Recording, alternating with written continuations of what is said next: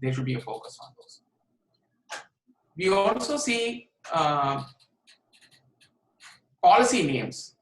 We can see advanced technology policy, which is required. National technology policy. There is a need. So advanced technology is something very close to science. So on the leftmost part of the screen, you see science and technology policy. How do you promote science and technology in a country? Because science means somebody may work on something just because it is undiscovered, uninvented. There is an open problem and they're researching. There may not be immediate commercial gains or application. There may not be any return from it. So the difference between an advanced economy and a poor economy is in an advanced economy, there's focus on a science policy which funds R&D. India has reasonable science and technology policy in place. Although it is fractured, we don't have a single organization like in many of the advanced economies. If we see US, for example, there is National Science Foundation, there is the DARPA. There are 2-3 central core funding agencies and policies which work together. So in India, it is fractured. You have CSIR policies. There is DST, MeitY. Multiple ministries have different policies. So there is a need for a science and technology policy, advanced technology policy. This is very important. I mean, do we have a policy? Somebody comes and says, I want to make jet engines. Obviously, jet engine would be an advanced technology. And they will have to work closely with science and scientists and understand various factors that play into creating a jet engine. Now, jet engine is just one example. There can be hundreds of such examples. Somebody wants to say, I want to create a clean room technology, which can be used for manufacturing medicines or manufacturing semiconductors. There could be quantum computing or quantum communication. So advanced technology policy is not specific to the policy. So if a country says, I'm going to work only on quantum computing, that doesn't become advanced technology policy. It's a sectoral, it's microeconomics, microtechnology policy. But if it says, I'm going to have an advanced technology policy, now it becomes macro innovation, because now the policy is across all sectors and applications. Now we do have, lots of activity and lots of information we hear in India, especially on innovation policy.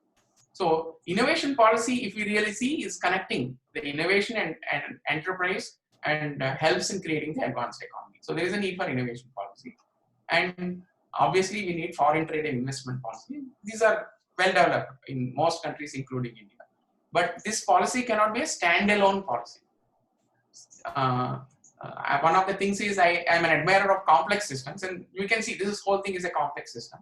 And what happens is, if each of these policies is designed as independent policy, completely disconnected. Somebody says, I want to have a foreign trade and investment policy. One might see that foreign trade and investment policy is nothing but FDI policy, foreign direct investment policy. But for a healthy economy, you need investments going in both directions. You need Indian firms and investing in outside India, and foreign firms investing in India, both ways. And the net investment has to be close to zero. Just like when we have trade flows here, we need imports and exports matching. Imports and exports, if they're equal, then we don't have a current account deficit. Similarly, if inbound investments and outbound investments are equal, that means we are in an equilibrium. Otherwise, what happens is, slowly the assets which are there in a country are being acquired by foreign firms, which will then use those assets and control their gain to increase the current account deficit and sell their goods in India. So it's important that these are balanced. So foreign trade and investment policy, innovation policy, national technology policy, for example, what does Department of Telecom have, or Department of Biotechnology have? These would be for India. And advanced technology policy, and science and technology policy. Now, here we see all these are layers, but here we put something called a crucible, for lack of a better word. What we are saying is technology crucible. See, here we see that on the right side, you have free trade flows. Now, this, we created this entire strategy as though it is like a cone, you can see that, which is anchored in the technology crucible. What if this side is also open? That means science and technology can come in from the left, free trade flows come in from the right. Then it's no longer a sovereign. It becomes like a free trade zone. Okay, something defines a sovereign. We say sovereign economics. Something defines a nation, and that definition is important because a nation is something which offers competitive advantage for its own firms in creating an advanced economy and also invests in science and technology policy. But if the national investment on science and technology policy leaks out, in the sense, if a scientific, for example, somebody says, I'm going to do research on quantum computing and will spend 3,000 crores on quantum computing this year. But if that 3,000 crores effectively goes towards import of high-end equipment, same thing with a semiconductor fab. Let us spend 50,000 crores and set up a semiconductor fab. But if that 50,000 crores is just outflow, we are just importing all the equipment. That means we have a problem here because science and technology policy is also leaking. Just like having a current account deficit on the free trade side, we will end up having a science and technology deficit if you convert into amount of money being spent there. So this must be hard, that it should be a technology crucible. That means there must be constraints on science. So the science and technology policy must say, if you want to do science, you got to create your own tools. You have to create your own technologies. And that's where the science and technology policy and the advanced technology policy gets linked.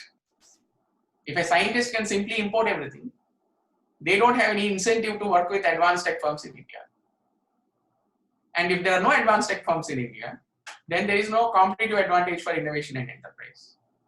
And if this competitive advantage is not there, then essentially this whole layer, advanced economy, will vanish.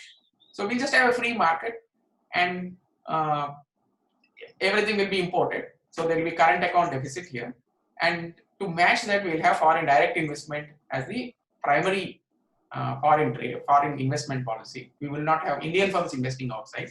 So piece by piece, the country will be sold. Eventually, any sovereign, if it wants to be a sovereign, that's not a viable option.